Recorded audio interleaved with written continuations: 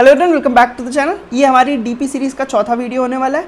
इसमें हम डीपी का ही एक सबसेट होता है जिसको बोलते हैं गेम थ्योरी, तो उससे रिलेटेड एक प्रॉब्लम देखेंगे। बेसिकली स्टोन गेम आपकी एक सीरीज़ भी है कम्प्लीटली लीड कोड पे, जिसमें 1 से लेकर 9 तक की प्रॉब्लम्स और सारी आपकी गेम थ्योरी पे रिलेटेड है। तो हम सारी क्वेश्चंस को देखेंगे इस सीरीज़ में और उसमें हमें बेसिकली आइडिया लगेगा कि हाँ भाई क्या क्या चेंज हो रहा है, तो किस तरीके से हम अपनी अप्रोच को चेंज कर रहे हैं। बाकी सारी ही आपकी गेम थ्योरी पर डिपेंडेंट है। हो सकता है बीच में 1-2 प्रॉब्लम ग्रीडी बेस्ड आ जाए, बट मेनली जो प्रॉब्लम्स है वो डीपी के द्वारा ही सॉल्व हो रही है। ठीक है, तो वही हम देखेंगे इस सीरीज में। आइए इसका पहला क्वेश्चन देखते हैं, विच इज स्टोन गेम 1। ठीक, तो स्टोन गेम 1 में क्या दिया है आपके पास, एलिस एंड बॉब 2 प्लेयर्स हैं। ठीक है, और ये गेम को खेल रहे हैं। क्या गेम है आपके पास, कुछ पाइल्स ऑफ स्टोन है, यानी कि कुछ आपके पास रोज ऑफ स्टोन है जिसमें सम सेट ऑफ स्टोन्स रखे हुए हैं। ठीक है, आपके बोल रहा है कि भाई इवन नंबर ऑफ पाइल्स हैं। ठीक है, यानी कि इवन नंबर ऑफ के पास पाइल्स दी हुई है। ठीक, तो मतलब कि आपके पास 1 2 3 4 5 है, ऐसे करके इवन नंबर ऑफ पाइल्स है, n है, यानी कि n मॉडुलो 2 हमेशा आपका 0 होगा। ये इन्होंने बोल दिया कि भाई हमेशा आपके पास इवन नंबर ऑफ पाइल्स हैं। और क्या दिया हुआ है, और दिया हुआ है कि भाई हर एक पाइल में सम नंबर ऑफ स्टोन्स आपके पास प्रेजेंट है। ठीक, ये अभी तक का क्वेश्चन ये बोला हुआ है। अब देखो ये पाइल्स करके एक एरे दिया है, इसमें आपको दिया हुआ है कि हर एक ith इंडेक्स वाली यानी ith पाइल में कितने नंबर ऑफ स्टोन्स है। तो जैसे कि यहाँ पहले में 5 स्टोन है, दूसरे में 3 स्टोन है, तीसरे में 4 स्टोन है एंड ऐसे 5 स्टोन है, ऐसे करके आपको दिया हुआ है। ठीक, उसके बाद भाई बोल रहा है एक और चीज़, ये बोल रहा है कि भाई टोटल नंबर ऑफ स्टोन्स जो हैं सारे पाइल्स में वो उसका सम जो है वो ऑड है।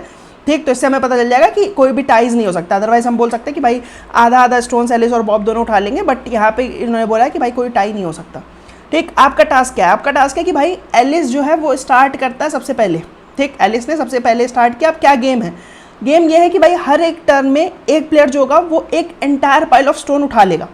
ठीक, या तो स्टार्टिंग से उठाएगा या तो एंड से उठाएगा। ठीक, तो जैसे कि मान लो इनिशियली मेरे पास 5 पाइल ऑफ स्टोन्स थे। ठीक, मान लो स्टार्टिंग में मेरे पास 5 पाइल तो हो नहीं सकते, 6 पाइल्स ऑफ स्टोन थे मान लो। ठीक, तो 1 2 3 4 5 6। ठीक, इसमें मान लो 5 स्टोन है, इसमें मान लो आपके पास 6 स्टोन है, इसमें आपके पास 3 स्टोन है, इसमें आपके पास 2 स्टोन है, इसमें मान लो 7 स्टोन है, इसमें मान लो 1 स्टोन है। ठीक, तो अब क्या कर रहा है, आपके पास एलिस हो मान लो आप। ठीक, आपको सबसे पहले मौका मिला, तो आप या तो पहली पाइल या तो लास्ट पाइल, इन दोनों में से कोई एक पाइल उठा सकते हो। ठीक, एक पाइल आप उठा लोगे, जितने भी स्टोन्स हैं वो आपके काउंट में ऐड हो जाएंगे। ठीक, फिर उसके बाद बचे हुए एलिमेंट्स जितने बचेंगे, जितने बचे हुए पाइल्स बचेंगे, उस पर अब बॉब सेम चीज़ परफॉर्म करेगा कि भाई बॉब भी सेम काम करेगा कि अब वो जो बचे हुए हैं उनके या तो फर्स्ट या तो लास्ट में से कोई एक पाइल उठा सकता है। ठीक, ये गेम तब तक चलता रहेगा जब तक सारी पाइल्स आपकी ख़त्म नहीं हो जाती। ठीक, अब टास्क क्या है, टास्क बेसिकली ये है कि भाई आपको बताना है कि किसके पास ज़्यादा नंबर ऑफ स्टोन्स हो जाएंगे। ठीक, और आप क्योंकि एज अ एलिस खेल रहे हो तो आपको बताना है कि भाई क्या एलिस हमेशा एक ऐसा ऑप्टिमल गेम प्ले खेलेगा कि एलिस हमेशा जीत जाए। अगर ऐसा कर सकता है तो फिर आप ट्रू रिटर्न कर दोगे, अदरवाइज आप फॉल्स रिटर्न कर दोगे। ठीक, तो ये स्टैंडर्ड आपकी गेम थ्योरी की प्रॉब्लम है। अब इसमें सबसे मेन चीज़ जो है ना कि भाई दोनों प्लेयर्स जो हैं वो ऑप्टिमली खेल रहे हैं। आप किसी का फेवर नहीं कर सकते। आप ये नहीं बोल सकते कि भाई मैं हमेशा एलिस को जिताऊंगा, क्योंकि अगर एक भी ऐसी पॉसिबिलिटी है जिसमें बॉब जीत सकता है तो भाई बॉब जिताओगे आप, क्योंकि बॉब ऑप्टिमली खेल रहा है, एलिस अपने हिसाब से ऑप्टिमली खेल रहा है एंड बॉब अपने हिसाब से ऑप्टिमली खेल रहा है। यही इस प्रॉब्लम को गेम थ्योरी की प्रॉब्लम बना देता है। अदरवाइज तो फिर आप एक का फेवर करने लगोगे और एक की तरफ से गलत सोचोगे कि भाई इसको मैं हरवा देता हूँ। ठीक, तो ये नहीं कर सकते हो आप। अब देखो, अब इसको हम सबसे पहली बात तो आपके दिमाग में आएगा कि भाई इसको ग्रीडी से करने की कोशिश करते हैं। ठीक, तो मैं कहूँगा ठीक है ट्राई करो ग्रीडी से करने का। तो आप बोलोगे मैं पता है क्या करूँगा, मैं भाई एक काम करता हूँ कि मैंने मान लो सबसे जो बड़ा वाला अमाउंट जो है, ठीक, आप क्या बोलोगे, आप बोलोगे कि भाई मेरे पास मान लो ये है 7, इधर है 6, इधर है मान लो आपके पास 5, ठीक, इधर है मान लो आपके पास 5 नहीं है, मान लो कोई छोटी वैल्यू है। ठीक, मान लो 4 है, इधर आपके पास मान लो है 7, ऐसे कुछ भी मान लो वैल्यूज़ है। ठीक है, तो अब आपके दिमाग में क्या आएगा, आपके दिमाग में आएगा कि आप पता क्या करो, या फर्स्ट आपको मूव मिल रहा है, फर्स्ट मूव तो पहले और लास्ट में से जो बड़ी वैल्यू है ना वो उठा लो, क्योंकि भाई आपको लग रहा है कि भाई बड़ी वैल्यू उठा लूँगा क्योंकि मेरे को कॉस्ट को तो मैक्सिमाइज करना अपने।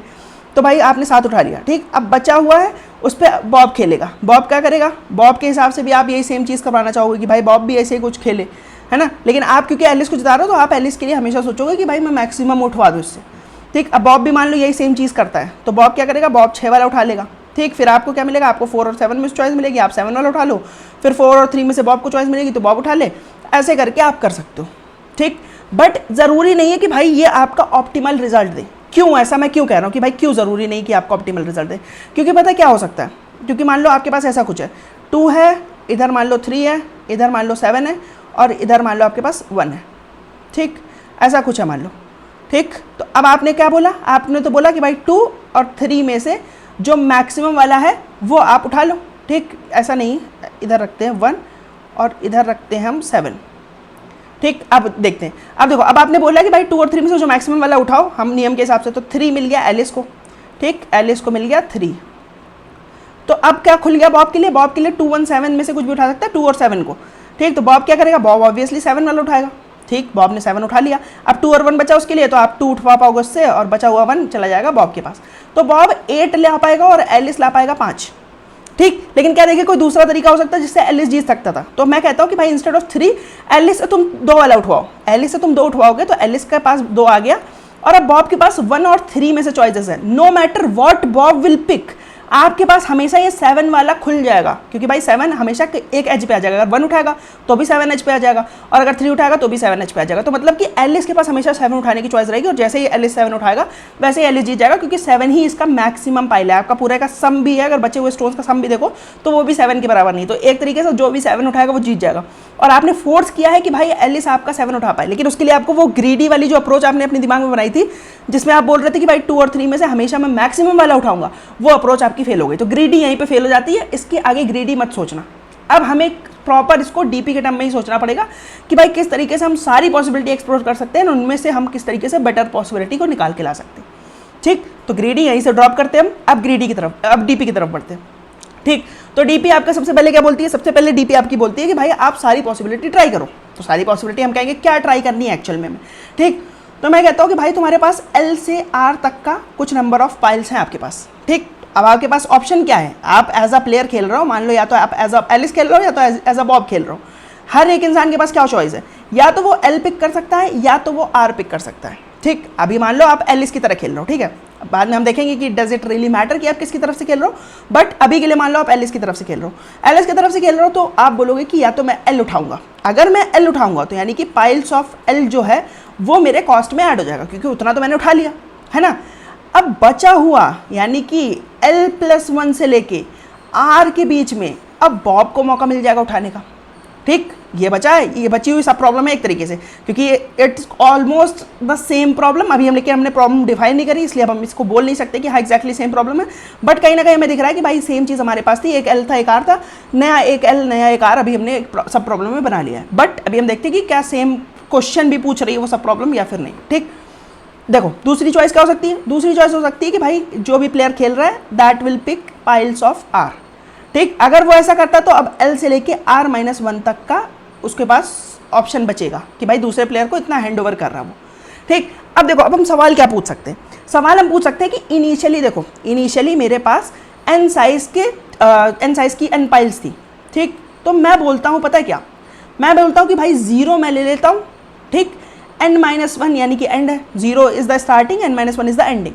तो मैं कहता हूँ कि इनिशियल प्रॉब्लम में थी कि भाई 0 से लेके n-1 यानी कि अगर इसको मैं L बोलूँ, इसका मैं R बोलूँ, तो L से लेके R तक में एलिस का क्या मैक्सिमम स्कोर उठा सकता है एलिस, ठीक। क्या मैक्सिमम स्कोर एलिस उठा सकता है? अगर ये मेरे को बता दे कोई, मान लो मैंने एक फंक्शन लिखा सॉल्व करके, उससे मैंने बोला कि भाई L और R मैं तुमको दे रहा हूँ, तुम बता दो कि भाई कितना अमाउंट, क्योंकि देखो सबसे पहले कौन खेलने जा रहा है? सबसे पहले खेलने जा रहा है हमारा एलिस।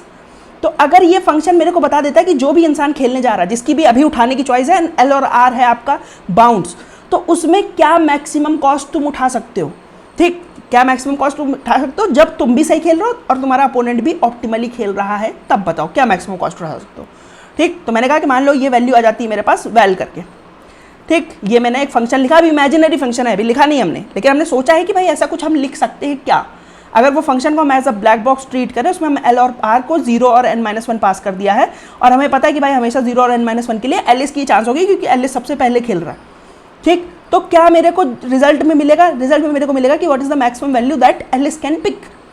और अगर वो मैक्सिमम वैल्यू हमारी एरे की पूरी जो सम है, मान लो पूरा सम जो है वो सम के बराबर है, ठीक। तो इसका मतलब कि जो भी इसके आधे से ज़्यादा उठाएगा वो हमेशा जीत जाएगा, है ना, क्योंकि भाई इन्होंने बोला है कि ऑड वैल्यू होगी हमेशा। तो मान लो 7 है, तो जो भी भाई मैं कह रहा हूँ कि 4 या 4 से ज़्यादा उठाएगा वो जीत जाएगा हमेशा, ठीक। इसका आधा हुआ 3, तो यानी कि 3 से ज़्यादा जो भी उठाएगा वो जीत जाएगा। तो मैं कह रहा हूँ कि अगर मेरे को वैल पता चल गया कि एलिस कितना उठा सकता है, तो अगर एलिस इससे आधे से ज़्यादा उठा सकता है तो एलिस हमेशा जीतेगा, अदरवाइज हमेशा बॉब जीतेगा, ठीक। तो ऑप्टिमल गेम खेल के L से R के बीच में मेरा प्लेयर कितना वैल्यू उठा सकता है, ये हमने अभी डेफिनेशन रखी इसकी। अब देखो हम इसको किस तरीके से सब प्रॉब्लम में डिवाइड कर सकते हैं।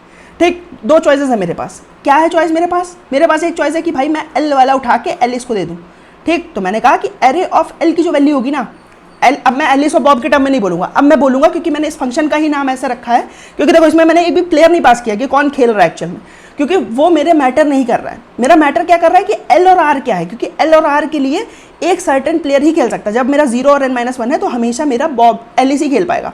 फिर मैं जब एक वैल्यू हटाऊंगा तो मेरा हमेशा फिर एलिस बॉब ही खेल पाएगा, फिर उसके बाद अगले चांस में मेरा एलिस ही खेल पाएगा। ठीक, तो इसलिए मेरे को प्लेयर पास करने की जरूरत नहीं है। मैं बोलता हूँ कि भाई एरे ऑफ एल जो है वो मेरा जो करंट प्लेयर है वो अपने कॉस्ट में ऐड कर सकता है।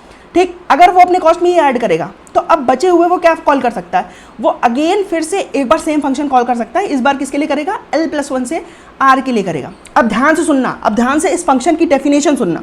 इस फंक्शन की डेफिनेशन क्या थी, इस फंक्शन की डेफिनेशन थी कि भाई जो भी करंट प्लेयर खेलने गया है वो मैक्सिमम कितनी वैल्यू ला सकता है अगर दोनों लोग ऑप्टिमली खेल रहे हैं। मैक्सिमम वैल्यू जो वो एल से लेके आर के बीच में ला सकता है अगर दोनों प्लेयर्स ऑप्टिमली खेल रहे हैं। ठीक, तो आप बोलोगे ये पता है ये क्या रिटर्न करेगा तुम्हें, ये रिटर्न करेगा तुम्हें अभी अगर तुम एलिस के लिए देख रहे हो। ठीक, अगर अभी तुम एलिस के लिए देख रहे हो तो एलिस ने एरे ऑफ एल उठाया है, तो अब ये फंक्शन रिटर्न करेगा मेरे को what is the maximum that Bob can get. अगर ये वैल्यू एलिस उठा रहा है तो this is maximum what Bob can get. ठीक, लेकिन तुम्हें क्या रिटर्न करना है, तुम्हें इस फंक्शन से ओवरऑल क्या रिटर्न करना है, तुम्हें रिटर्न करना है what is the maximum value that Alice can get. ठीक, तो अब मैं कहूँगा कि भाई तुम्हें बॉब का पता चल पाया कि l+1 से लेके r तक में बॉब क्या उठा पाएगा मैक्सिमम। एलिस का कैसे निकालोगे तुम, मैं कहता हूँ एलिस पता क्या उठा पाएगा, अगर तुम्हारा l+1 से लेके l+1 से r है, ये तुम्हारा एक रेंज है, इसमें बॉब कितना उठा रहा है ये तुमको पता है, टोटल कितना उठा सकते हो क्या ये तुम्हें पता है। तुम कहोगे ऑब्वियसली मैं भाई क्या करूँगा, पाइल्स ऑफ l+1 से लेके पाइल्स ऑफ r के बीच का अगर मैं सम निकाल लूँ, ठीक, तो मेरे को पता चल जाएगा टोटल कितने मैक्सिमम स्टोन्स हैं इन दोनों पाइल्स के बीच में। तो क्या मेरे को टोटल पाइल्स पता है, बॉब कितना उठा सकता है ये पता है, तो क्या मैं अगर दोनों को सब्ट्रैक्ट कर लूँ तो मेरे को ये नहीं पता चल जाएगा कि भाई एलिस कितना उठा सकता है। तो मैं यही बोलूँगा कि भाई मेरे को सम अगर मैं निकाल लूँ कि भाई l+1 से लेके r के बीच का पाइल्स का सम बता दो, तो आप कहोगे ठीक है सम ले लो मेरे से। और बॉब कितना उठा सकता है, what is the maximum that Bob can get, यानी कि what is the maximum that this player can get, अगर इसको मैं करंट मान लूँ तो भाई आप बोलोगे कि sum minus current will be the value जो तुम्हारा एलिस उठा सकता है। ठीक, ये तुम्हारा वैल्यू आई कि भाई जो अभी प्लेयर नहीं खेल रहा है नॉन प्लेइंग प्लेयर उठा सकता है, और अभी के प्लेयर के लिए क्या करोगे आप, उसको सम में से माइनस कर लोगे तो आपको पता चल जाएगा कि अभी वाला प्लेयर कितना उठा सकता है। तो अब आप क्या करोगे, अब आप ऐड कर लोगे कि array of L plus this value, this is one possibility. ये पॉसिबिलिटी तब है जब आपने एल को उठाया था, जब आपने कहा था कि भाई दो चॉइसेस है मेरे पास एल या आर उठाने की, मैं एल को चूज करता हूँ, तब l+1 से r तक आपने निकाला कि दूसरा प्लेयर कितना उठा सकता है, टोटल में से आपने माइनस किया तो आपको पता चल जाएगा कि इसमें से मेरे को कितना मिलेगा। ठीक, और आपको जितना भी मिलेगा उसको आपने करंट वैल्यू जो आपने उठाई उसमें ऐड कर लिया। ठीक, ये एक चॉइस हो गई कंप्लीटली। अब सिमिलरली आप दूसरी चॉइस भी देख सकते हो कि भाई इंस्टेड ऑफ अब एल से और आर के बीच में इंस्टेड ऑफ एल अब मैं चूज करता हूँ आर को उठाना। अब मैं आर को चूज करूंगा उठाना तो एरे ऑफ आर मिल जाएगा मेरे को, बिल्कुल मिल जाएगा। और क्या, और मेरे को बचा हुआ कितना मिलेगा, मैं कहूँगा कि इस बार मेरे को सॉल्व फंक्शन कॉल करना पड़ेगा एल से लेके r-1 के लिए, और फिर ये रिटर्न करेगा मेरे को कि बॉब कितना उठा सकता है इसमें से। तो फिर से मेरे को निकालना है कि एलिस कितना उठा सकता है, तो मैं क्या करूँगा, मैं फिर से इसका सम निकालूंगा, एल से लेके r-1 का सम निकालूंगा एंड उसमें से माइनस कर दूंगा ये जो करंट वैल्यू आएगी। इसको मान लो मैं करंट डिक्लेयर कर देता हूँ तो जो भी करंट वैल्यू आएगी, अब ये इसको इसमें ऐड कर दूंगा एरे ऑफ आर में, तो ये एक वैल्यू आ गई, ये दूसरी वैल्यू आ गई। तो दो पॉसिबिलिटी है, या तो पहला उठाओगे तो इतनी वैल्यू मिलेगी, दूसरा उठाओगे तो इतनी मिलेगी। ऑब्वियसली हम मैक्सिमम चाह रहे हैं ना एलिस के लिए, तो भाई हम बोलेंगे कि भाई एलिस या फिर बॉब दोनों में से किसी भी चांस हो, आपको ऑप्टिमली खेलना है तो भाई अपने आप को तो मैक्सिमम ही उठवाना चाहोगे आप। ठीक, तो आप पार्शियलिटी नहीं कर सकते हो कि भाई मैं एलिस का एक फ्लैग भेज दूं और फिर जब बॉब की चांस आए तो मैं मिनिमम उठवा दूं, जब एलिस की चांस आए तो आप मैक्सिमम उठवा दो, ये सब आप नहीं कर सकते हो। आपको सबके लिए ऑप्टिमल खेलना है, तो भाई हर एक प्लेयर यही चाहेगा कि मैं मैक्सिमम उठाऊं तभी मेरा दूसरा जो ओपोनेंट है वो मिनिमम उठा पाएगा। ठीक, तो बॉब भी यही चाहेगा, एलिस भी यही चाहेगा, तो इसलिए आपको हमेशा दोनों का जो मैक्सिमम निकल के आएगा उसको आपको रिटर्न करना है। ठीक, तो अब मैंने क्या प्रॉब्लम को डिवाइड कर दिया, प्रॉब्लम को डिवाइड कर दिया कि भाई मैंने एक सॉल्व फंक्शन लिखा जिसमें मैं एल और आर पास कर रहा हूँ, इसके अलावा कोई भी चेंजिंग पैरामीटर नहीं है मेरे पूरे उसमें। ठीक, क्योंकि अगर आप ऐसे करने चलोगे तो फिर बहुत सारी पॉसिबिलिटी हो जाएगी, बट अगर हम इसको मेमोराइज करने की बात देखें तो उसमें हमें देखना पड़ेगा कि चेंजिंग पैरामीटर क्या क्या है। तो चेंजिंग पैरामीटर मेरे एक एल है और एक आर है, एल और आर के बेसिस पर मैं किसी भी प्रॉब्लम को डिफाइन कर सकता हूँ, मेरे को और कोई चीज़ भी पास करने की जरूरत नहीं है। ठीक, तो अगर हम कंस्ट्रेंट देखें तो एल और आर की वैल्यू क्या हो सकती है, भाई यहाँ पे लेंथ क्या है, लेंथ है 500, तो भाई मतलब कि एल की वैल्यू आपकी 500 हो सकती है और आर की वैल्यू भी 500 हो सकती है। तो 500 इंटू 500 हमारे पास जो हो गया हमारी स्पेस कॉम्प्लेक्सिटी आ गई। ठीक, अब टाइम की बात करते हैं। टाइम कितना लगेगा? टाइम उतना लगता है जितना आपके पास स्टेट्स हैं। डिस्टिंक्ट स्टेट्स कितनी है? 500 इंटू 500 ही तो हुई डिस्टिंक्ट स्टेट्स। एल और आर की जो वैल्यू है वही तो डिस्टिंक्ट स्टेट हो सकती है आपकी। तो 500 इंटू 500 आपके पास डिस्टिंक्ट स्टेट्स हैं। हर एक स्टेट की वैल्यू कंप्यूट करने के लिए कितना टाइम लगेगा भाई? दो कॉल लगानी है मेरे को। एक कॉल L2R लगानी, एक L+1 लगानी है, एक कॉल लगानी है मेरे को L2R-1। ठीक, अब हर एक कॉल के बीच में कितना टाइम लग रहा है मेरे को? रिजल्ट कैसे निकाल रहा हूँ मैं भाई एक सम निकालना है मेरे को एक रेंज के बीच में। ठीक, ये मल्टीपल टाइम्स मेरे को ये टास्क करना है कि एक रेंज के बीच में सम निकालना है। तो भाई इंस्टेंट अगर मैं एक एक करके ट्रैवर्स करने गया तो भाई फिर मेरा काम हो गया, मेरे को n टाइम ट्रैवर्स करना पड़ेगा। ठीक, तो वो मैं यहाँ पे अफोर्ड नहीं कर सकता हूँ। लेकिन अगर एक रेंज के बीच में आपको सम निकालना है एक एरे में, तो भाई क्या आप प्रीफिक्स सम का यूज़ नहीं कर सकते हो कि भाई मैं प्रीफिक्स सम पूरे बना लूँगा, पूरी पाइल्स का प्रीफिक्स सम बना लूँगा। एंड अगर मेरे को कभी भी कोई बोलेगा कि भाई L से लेके R तक का बता दो क्या सम होगा, तो आप बोलोगे कि भाई मैं प्रीफिक्स ऑफ R करूँगा माइनस प्रीफिक्स ऑफ L-1 करूँगा एंड ये मेरे को सम दे देगा। ठीक, तो मतलब कि हमने टुकड़ों टुकड़ों में पूरी प्रॉब्लम को सॉल्व कर लिया। मेन लॉजिक लेकिन हमेशा याद रखना कि भाई तुम किसी भी प्लेयर के लिए बायस नहीं हो सकते हो। तुम्हें हमेशा ऑप्टिमल एक ऐसा फिगर आउट करना है कि भाई तुम irrespective of who is playing you are always thinking of कि भाई इसको मैं ऑप्टिमल कैसे खिलाऊं। अगर जीत पा रहा है भाई मेरा प्लेयर जिसको भी मैं जिताना चाह रहा हूँ तो इट इज़ गुड, बट लेकिन अगर नहीं जीत पा रहा तो भाई सिंपली रिटर्न कर दो कि नहीं जीत पाएगा। ठीक, तो ये हो गई हमारी पूरी कंप्लीट प्रॉब्लम। अब अगर इसका हम कोड देखें एक बार, तो भाई देखो कोड में क्या करना है, कोड में ज़्यादा कुछ नहीं करना है। डीपी बनाई हमने एक 500 क्रॉस 500 साइज़ की, इनिशियली सबको -1 इनिशियलाइज कर लिया। एक एरे बनाया, इसमें हम प्रीफिक्स स्टोर करना है। ठीक, और हमने सम भी कैलकुलेट कर लिया। ठीक, तो सम की क्यों ज़रूरत पड़ेगी? क्योंकि हम लास्ट में चेक करेंगे ना कि क्या मेरा जो सम बाय 2 है उससे ज़्यादा मेरा एलिस उठा पा रहा है कि नहीं। ठीक, उसके बाद हमने क्या किया, हमने पूरे का सम ऐड कर लिया और हमने प्रीफिक्स भी अपना निकाल लिया है। ठीक, प्रीफिक्स सम ऐड कर लिया और अपना सम वाले वेरिएबल को भी अपडेट करते चल गए। फिर उसके बाद क्या किया हमने, उसके बाद अब कॉल लगाई 0 से लेके n-1 के लिए। ठीक, 0 से लेकर n-1 के लिए। तो इससे क्या रिजल्ट आएगा? इससे रिजल्ट आएगा कि मेरा एलिस कितना उठा सकता है, क्योंकि पहली चांस ही एलिस की है। ठीक, तो हमने क्या किया, हमने यहाँ पे अपना एक फंक्शन लिखा जिसमें L और R पास हो रहे हैं, यही चेंजिंग पैरामीटर है। जब मेरा कभी L ग्रेटर देन R हो जाए, इसका मतलब कि भाई दोनों लोग क्रॉस कर चुके हैं। ठीक, L ग्रेटर देन R का क्या मतलब है कि भाई मान लो मैं बोल रहा हूँ कि ये R है और ये L है, इसके बीच में क्या कोई मेरी पाइल्स हो सकती है? नहीं हो सकती ऑब्वियसली। तो इसका मतलब जब L ग्रेटर देन R हो जाए, इसका मतलब तब मेरा एक भी पाइल्स अब नहीं बची है, उस केस में मैं 0 रिटर्न कर दूंगा, काम खत्म। अगर केवल एक ही पाइल बची है तो भाई फिर तुम्हारे पास कोई चॉइस ही नहीं है, तुम्हें L भी वही है R भी वही है, तो कोई चॉइस नहीं है, जो भी वैल्यू है वो रिटर्न कर दो, जो जिस भी प्लेयर की चांस होगी उसको इतना कॉस्ट मिल जाएगा। ठीक, ये आपका डीपी का मेमोराइजेशन का कंडीशन हो गई कि अगर सेम स्टेट ऑलरेडी कंप्यूट हो चुकी है तो उसको डायरेक्टली रिटर्न कर दो, आपको जरूरत नहीं है दोबारा इसको कंप्यूट करने की। ठीक, अब देखो ये थोड़ा ध्यान से समझना कि क्या करना है। लेफ्ट सब में क्या रख रहा हूँ मैं? लेफ्ट सब में रख रहा हूँ कि भाई मेरा नेक्स्ट प्लेयर L+1 से R तक में मैक्सिमम क्या वैल्यू ला सकता है। राइट सब में रख रहा हूँ कि L से लेके R-1 तक क्या मैक्सिमम वैल्यू ला सकता है। ठीक, ये मेरी अपोनेंट की वैल्यूज हैं कि मैक्सिमम क्या अचीव कर सकता है वो।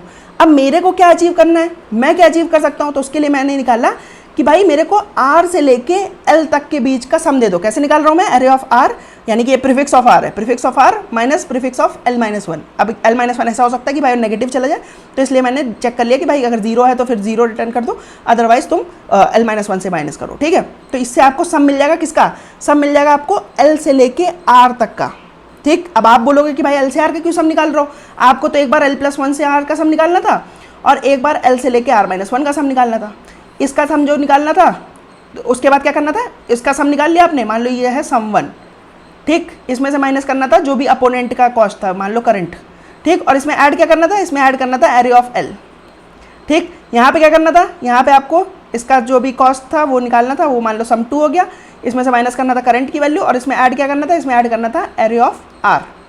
ठीक, तो मैं कह रहा हूँ एरे ऑफ R तो तुम ऐड ही कर रहे हो ना, तो इंस्टेड ऑफ सम 2 मैं अगर इसको बोल दूँ कि भाई इंस्टेड ऑफ L से R-1 तक सम निकालना है, L से R का पूरा निकाल लो, क्योंकि एरे ऑफ R तो तुम इररिस्पेक्टिव ऑफ दैट ऐड ही कर रहे हो ना। यहाँ पे भी सिमिलरली तुम एरे ऑफ L तो ऐड ही कर रहे हो ना। तो मैं बोल देता हूँ कि भाई अगर मेरे को 2 अलग अलग निकालने के बजाय मैं बोल देता हूँ कि मैं पूरा ही सम निकाल लूँगा और उसमें से डायरेक्टली करंट माइनस कर दूंगा। तो क्या मैं सेम चीज़ नहीं बोल रहा हूँ? बिल्कुल सेम चीज़ बोल रहा हूँ। तो इसीलिए मैंने कहा कि भाई मेरे को बस कुछ नहीं करना है, L से R तक का सम निकालना है एंड उसके बाद देखना है कि भाई सम माइनस लेफ्ट सम मेरे को मैक्सिमम दे रहा है या फिर सम माइनस राइट सम, दोनों में से जो मैक्सिमम देगा वो मैं ऑब्वियसली इस प्लेयर के लिए चूज़ करना चाहूँगा और इसको मैं मेमोराइज कर दूंगा। ठीक, एट द एंड बस मेरे को चेक करना है कि क्या मेरा जो सम माइनस टेम्प यानी कि जितना एलिस उठा सकता है, एलिस कितना उठा सकता है, एलिस टेम्प उठा सकता है, और बॉब के लिए कितना बचेगा, बॉब के लिए बचेगा सम माइनस टेम्प। अगर एलिस का ज़्यादा है तो फिर एलिस को हमेशा ट्रू रिटर्न कर दो कि भाई एलिस जीत पाएगा, अदरवाइज आप फॉल्स रिटर्न कर दो कि एलिस नहीं जीत पाएगा। ठीक, तो उम्मीद करता हूँ कि भाई जो समझाना चाह रहा हूँ समझ में आ गया होगा। ठीक, अब देखो एक इंपॉर्टेंट चीज़, ये तो है भाई जब तुम्हारा इवन ऑड कोई भी लेंथ हो कुछ भी हो, आपका ये प्रॉब्लम हमेशा काम करेगी। ठीक, लेकिन इन्होंने देखो कुछ चीज़ें एक्स्ट्रा दी हुई है तुम्हें कि भाई देखो, इन्होंने पहली चीज़ बोली है कि भाई तुम्हारा जो सम है ना, तुम्हारा जो लेंथ है ना, सबसे पहली चीज़ वो इवन है। अब इवन लेंथ देने का क्या मतलब है, और दूसरी चीज़ कि भाई जो टोटल पाइल्स का सम है वो ऑड है। तो इससे पता है क्या, इससे प्रॉब्लम ये डिफिकल्ट नहीं रह गई। पता है कैसे, देखो इन्होंने बोल दिया कि भाई लेंथ हमेशा इवन होगी। ठीक, लेंथ हमेशा इवन होगी। दूसरी चीज़ क्या बोली इन्होंने, दूसरी चीज़ बोली कि जो सम होगा पूरे सारे पाइल्स ऑफ आई का that will always be odd. ठीक, तो अब मैं तुमको समझाता हूँ कि भाई इसका रिजल्ट हमेशा एलिस के फेवर में आएगा कि भाई एलिस कैन ऑलवेज विन। ठीक, Alice can always force Bob to choose a worst state, और एलिस हमेशा अपने लिए मैक्सिमम कॉस्ट निकाल ही लेगा। तो एलिस विल ऑलवेज विन। क्यों एलिस विल ऑलवेज विन, दिखाता हूँ मैं। ठीक, देखो मान लो मैंने कहा कि भाई इवन नंबर ऑफ पाइल्स हैं। ठीक, तो भाई मैं बोलता हूँ कि भाई ये 0th इंडेक्स है, यानी कि ये एक इवन पोजीशन है, ये एक ऑड पोजीशन है, ये एक इवन पोजीशन है, ये एक ऑड पोजीशन है, ये एक इवन पोजीशन है, ये एक ऑड पोजीशन है, ये एक इवन पोजीशन है, ये एक ऑड पोजीशन है। ठीक, मान लो यहाँ पे खत्म हो जाता है, तो ये total even number of counts है। तो इसका मतलब एक इवन है, इवन से स्टार्टिंग हो रही है, ऑड से एंडिंग हो रही है।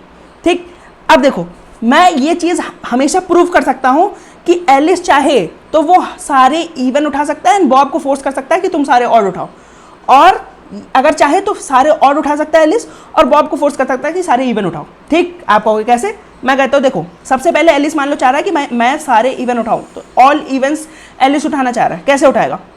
मैं कहता हूँ कि भाई पहली चांस एलिस के पास है, तो एलिस क्या कहेगा, एलिस कहेगा कि भाई मैं इवन वाला उठा लेता हूँ, मैं इवन वाला उठा लेता हूँ। तो बॉब के पास अब पता है क्या चॉइस बची, बॉब के पास जो चॉइस बची उसमें दोनों ही ऑड हैं। तो अब बॉब को दोनों ऑड में से एक ऑड तो उठाना ही पड़ेगा ना, और जो भी ऑड बॉब उठाएगा उसके बगल वाला इवन एलिस के लिए खुल जाएगा, फिर से एलिस वो इवन उठा लेगा और फिर से ऑड बॉब के लिए दोनों ऑड बचेंगे। ठीक, सिमिलरली अगर एलिस चाहे कि भाई मेरे को दोनों ऑड चाहिए, सारे ऑड चाहिए, सारे ऑड के लिए क्या करेगा, इस बार फिर वो ऑड वाला उठा लेगा, तो बॉब के पास दोनों इवन जाएंगे, बॉब को फिर एक कोई इवन उठाना पड़ेगा। फिर क्या करेगा, फिर वो बोलेगा कि भाई कोई फिर वो इवन उठा लेगा, तो ऑड वाला बॉब उठा लेगा। ये इंडेक्स की बात हो रही, वैल्यूज़ की बात नहीं हो रही, ध्यान रखना। तो इवन इंडेक्स की वैल्यू सारी इवन बॉब उठा सकता है, और बेसिकली इवन की चाहो तो एलिस उठवा लो या फिर सारी ऑड उठवा लो। अब इसका मतलब क्या है, क्यों ये चीज़ इंपॉर्टेंट है, ये फैक्ट इंपॉर्टेंट क्यों है, ये फैक्ट इसलिए इंपॉर्टेंट है क्योंकि मैंने बोला है कि भाई जो सारे उसका सम होगा दैट विल बी ऑड।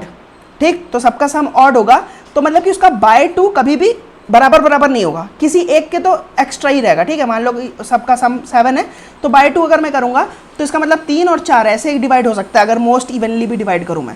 ठीक, तो मैं कहता हूँ कि अगर तुम सारे इवन वाली पोजीशन पे जितने भी स्टोन्स पड़े हैं उनका सम निकाल लो और ऑड वालों का सम निकाल लो।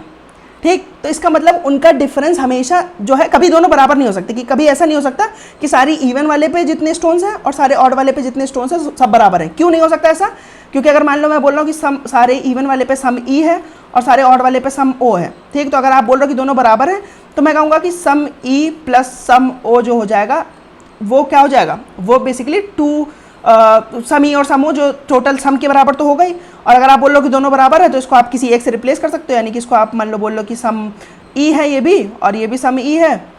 ठीक, तो इसको बोल दोगा 2 सम ई और ये हो जाएगा हमारा सम बाय 2 के बराबर। ठीक है, तो इसमें आप बोल रहे हो कि सम ई जो है मेरा सम बाय 2 के बराबर है, लेकिन सम बाय 2 के तो बराबर हो ही नहीं सकता क्योंकि सम जो है मेरा वो इवन है ही नहीं, वो तो मेरा ऑड है, तो मतलब कि एक आपको रियल नंबर नहीं दे सकता है। ठीक, तो इसलिए यहाँ से फैक्ट आएगा कि भाई सम ई और सम ओ कभी बराबर नहीं हो सकते। अगर बराबर नहीं होंगे तो एक बड़ा होगा और एक छोटा होगा। अगर एक बड़ा है एक छोटा है और एलिस के पास हमेशा चॉइस है कि जो वो उठाना चाहे वो उठा सकता है, तो भाई अगर इवन वाला बड़ा होगा तो सारे इवन वाले एलिस उठा लेगा, अगर ऑड वाला बड़ा होगा तो सारे ऑड वाले एलिस उठा लेगा और बॉब को फोर्स करेगा हमेशा दूसरा वाला उठाने के लिए।